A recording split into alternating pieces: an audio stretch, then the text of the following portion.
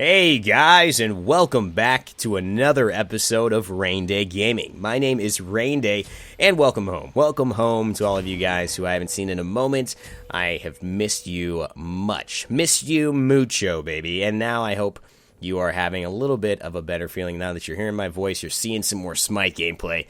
I'm happy to be commentating this Joust game for you guys. Throwing in another 3v3 Joust. I'm catching you guys off guard. You guys are like, where's the arena? What's happening? I thought those... Yeah, I'm mixing it up. You can't expect the same thing here, guys. You can't. No, we're always going to be arena channel, but... You know, I love to mix it up, especially when I have teammates that want to do different things. As you see today, I've got Super Riley as well as Detective Game. Detective Game is actually Franco Carranza. So if you've been seeing some amazing art on the channel, then you can thank this guy playing Athena right here. He is absolutely great. And I'll be playing Chiron in honor of, oh my gosh, almost dying. Dear God, Chrono's coming on me. I gotta get out of here. I'm trying to hit him with one shot. I've wasted my masterful shots. So that's on cooldown for 8 seconds. I don't have that extra damage. The Thanatos is pursuing me. Oh crap, a basic attack. The Athena doing a great job of getting in front of me. The Chronos, I just evade the #1. That would have surely done me in, man. That would have been a very bad move. I might have had 10 health left. They might have been able to dive me there. Again, I avoid the Chronos #1 as well. So I'm getting a little lucky here, but I am still in lane. I've got a Bluestone Transcendence start, which is my favorite start as I get hit there by the Thanatos Death Scythe. It does do a lot of damage, but the Zhang card comes on him, forces him to retreat. I know the Chronos is looking for me here, and this time he does hit me, but it's only 100 health, not as much as I thought.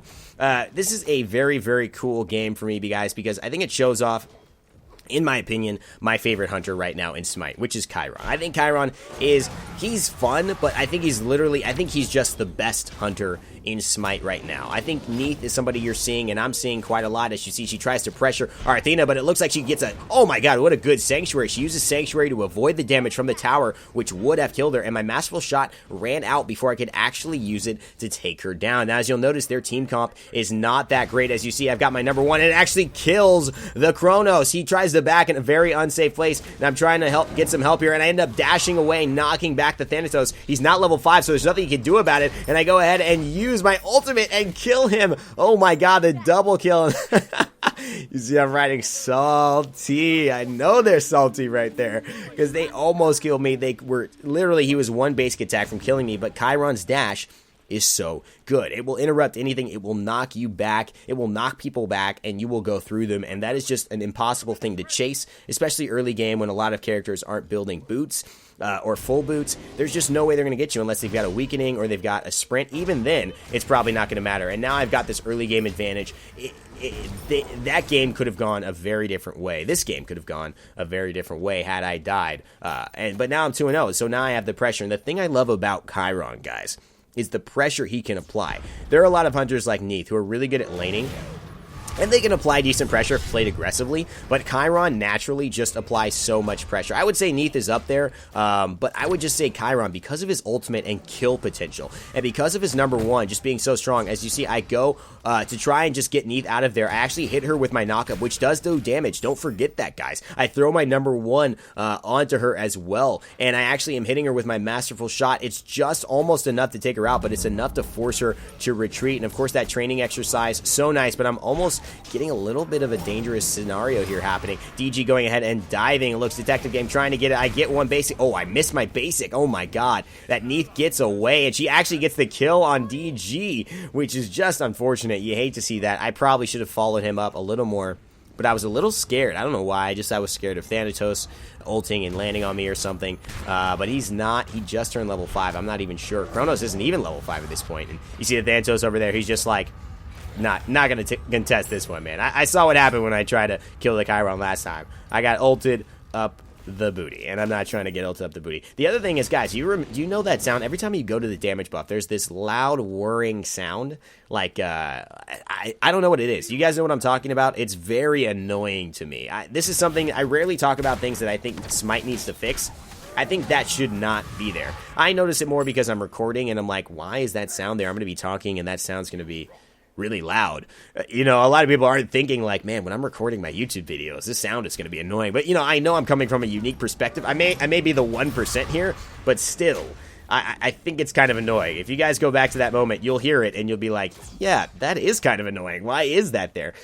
To me, it's more like, that just seems meaningless. As you see, I pop into my ultimate, I hit all 3 shots, and I take her out, and this is, to me, you know, the Neith did her backflip, and that is when you want to capitalize on that as a Chiron. People using their escapes, and then, of course, being trapped in the small Joust lanes. It's just so hard for them to dodge it, especially if they're backtracking and dealing with other players.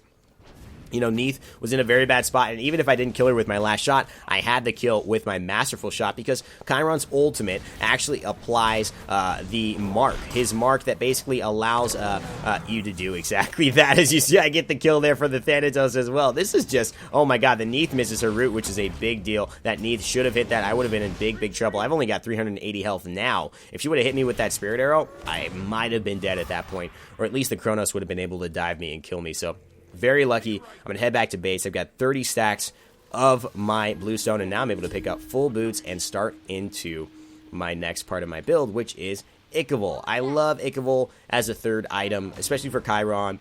I find that it really works, and it helps me get into that mid-game damage. I really do appreciate the amount of power and the amount of attack speed and penetration it provides me. The power, of course, coming from the passive, meaning that I'm stealing power from my enemy.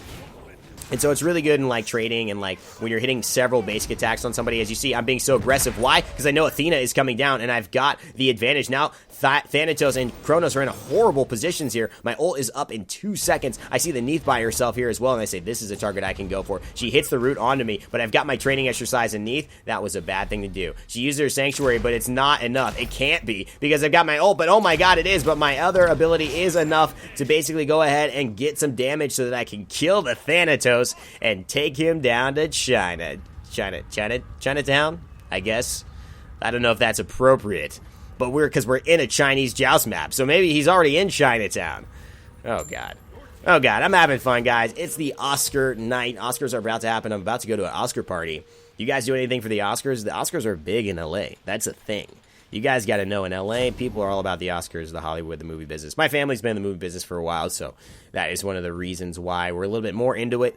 I'm thinking Leo's going to win his first Oscar tonight, guys. I think that's the vibe. I think that's what people are going. Although I heard Eddie Redmayne and the Danish Girl is really good, so who knows? Who knows? I don't know.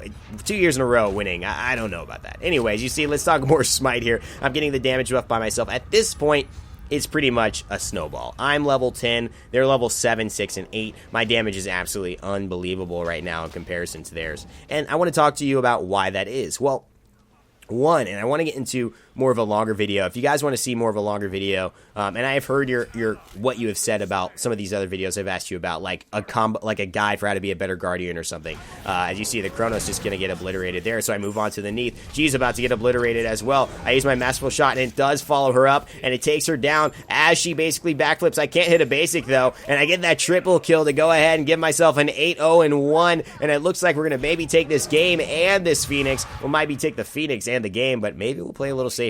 I'm telling him to follow me. I want to get this blue buff as well. I've got the Athena damage coming, but I'm just going to back off because I know the blue buff will be done. But I'm saying let's go get this objective, the stuff after the stuff, after F. says. I like that. You basically win a fight, and then you move on to this next objective. But as we're taking the Fire Giant, as I was saying, guys, I know you guys want to see, you know, how to be a better Guardian or stuff like that. I've got some videos planned for you guys. A lot of cool things in the works, especially for next week. I've got a really nice video that I want to put out that I think should be really interesting and more of a thought project. As you see, I ult through the wall. I get the double kill there almost. My masterful shot is not ready, but I now see the Kronos basically. Oh my god, I feel bad for this Kronos because he just basically rewound time to like that horrible memory. It's like, I want to go back in time. He gets a time machine. You can go back to anywhere. It's like, oh god, my mother's death. Like, no, I meant to say 1967, not 1957. No, the worst time of my life. I feel like that's what happened to the Kronos there, as the masterful shot almost killing that Thanatos. But again, I'm level 12. He's level 8. What do you expect?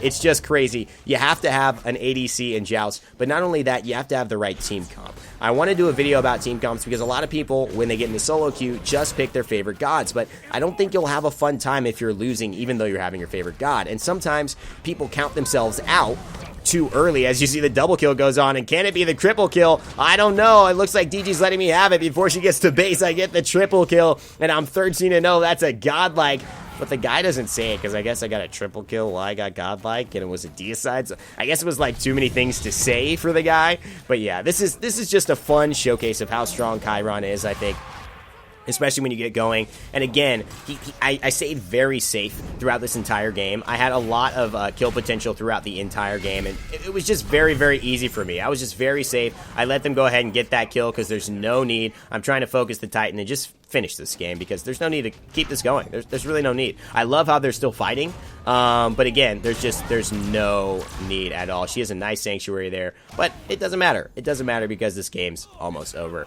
Super Riley, the Zhonghui gets her, but she actually no, she gets the Zhonghui. Oh god, she takes Super Riley down, but the enemy team agrees to surrender at this point.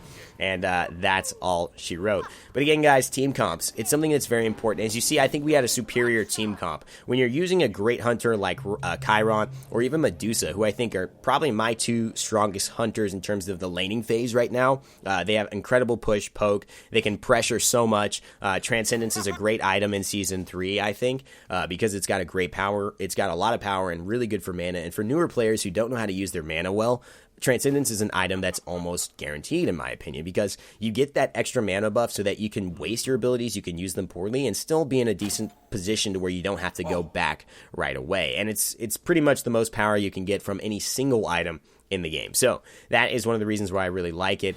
This is kind of the way I've been starting Bluestone Transcendence, moving into I believe, what is it? Ichaival? Is that what I've been getting next? I think I've been getting Ichaival and then going into Soul Eater and then something like Deathbringer, some type of crit after that. And then obviously trading my Bluestone out with something as needed when it happened. But the point is, guys, as you watch this game, as you see the domination that happened with Chiron, I want you to obviously notice that our team composition with a Guardian, a Mage, a stronger Mage, a little more frontline Mage with CC, and of course Chiron, a really hard to kill character, was much better than Neith, Thanatos, and Kronos. Now, if they all got fed, we would have a hard time doing it, but late game, it would be very, very hard for them to beat us, especially if I got fed and Zhonghui got to his main point. And I want you to just know, we'll talk about this more, team comps are very important. So pick your teams wisely, pick your teams to win the game and to support your teammates, not just to pick your favorite characters, because you will end up, in my opinion, having a much better time if you do. That's going to be it for me today, guys. Thanks so much. If you liked the video, please leave a like, share, comment, and subscribe to the channel for more content like this here at Raynday Gaming. As always, remember to never give up,